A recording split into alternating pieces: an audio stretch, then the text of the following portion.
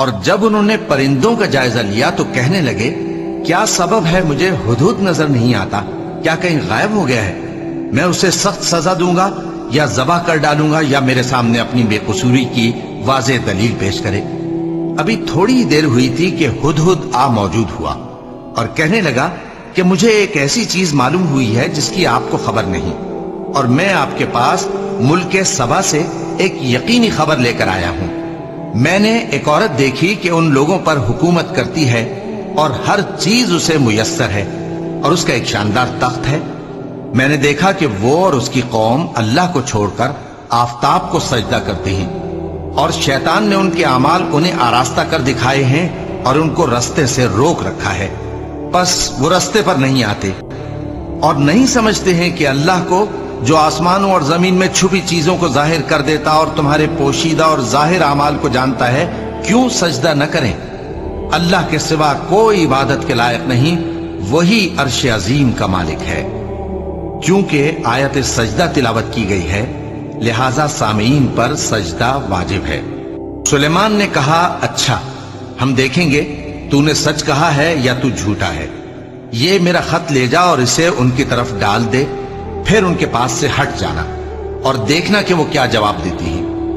ملکہ نے کہا کہ دربار والوں، مجھ تک ایک نامہ گرامی پہنچایا گیا ہے، وہ سلیمان کی طرف سے ہے، اور مضمون یہ ہے کہ شروع اللہ کا نام لے کر جو بڑا مہربان نہایت رحم والا ہے، بعد اس کے یہ کہ مجھ سے سرکشی نہ کرو اور مطیع و فرمانبردار ہو کر میرے پاس چلے آؤ۔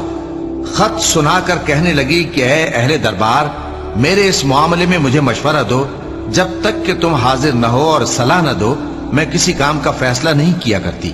وہ بولے کہ ہم بڑے زوراور اور سخت جنگجو ہیں، اور حکم آپ کے اختیار میں ہے، تو جو حکم دیجیے گا اس کے انجام پر نظر کر لیجیے گا۔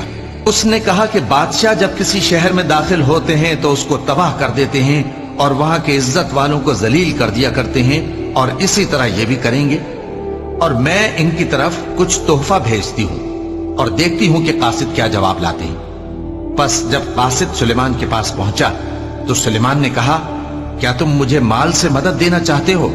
سو جو کچھ اللہ نے مجھے عطا فرمایا ہے وہ اس سے کہیں بہتر ہے جو تمہیں دیا ہے۔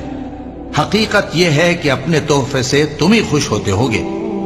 ان کے پاس واپس جاؤ، اب ہم ان پر ایسے لشکر لے کر حملہ کریں گے جن کے مقابلے کی ان میں طاقت نہ ہوگی، اور ان کو وہاں سے بے عزت کر کے نکال دیں گے اور وہ ذلیل ہوں گے۔ سلیمان نے کہا کہ اے دربار والو، کوئی تم میں ایسا ہے کہ قبل اس کے کہ وہ لوگ فرما بردار ہو کر ہمارے پاس آئیں، ملکہ کا تخت میرے پاس لے آئے؟ جنات میں سے ایک قوی ہیکل جن نے کہا کہ قبل اس کے کہ آپ اپنی جگہ سے اٹھیں میں اس کو آپ کے پاس لا حاضر کرتا ہوں، اور مجھے اس پر قدرت بھی حاصل ہے اور امانت دار بھی ہوں۔ ایک شخص جس کو کتاب الہی کا علم تھا کہنے لگا کہ میں آپ کی آنکھ کے جھپکنے سے پہلے اسے آپ کے پاس حاضر کیے دیتا ہوں۔